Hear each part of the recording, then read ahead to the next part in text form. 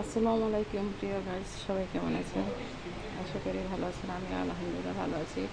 বাইরে বৃষ্টি হচ্ছে, তাই গ্যাস নাই, রাইস কুকারে খিচুড়ি পাক করছে, দেখতে পাচ্ছি। ধোয়ার জন্য দেখা যাচ্ছে গরম ধোয়া বের হচ্ছে।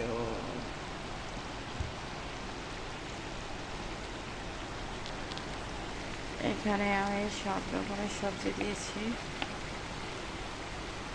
মুরগির মাংসের তরকারি ছিল, এই যে রসুন রসুন রসুন, এটা হচ্ছে রসুন, আরও দিয়েছি রসুন, গাজর, আলু, বেগুন, এই যে কচুরমুখী, ভেন্ডি।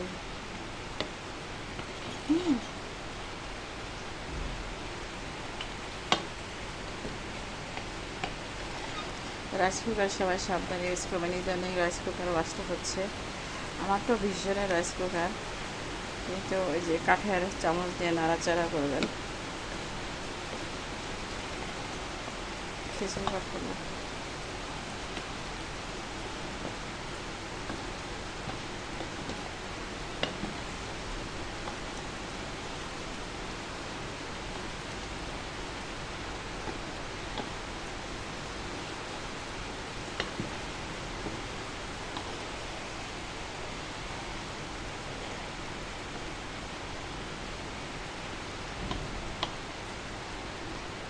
ঠিক আছে, ভালো থাকেন সবাই।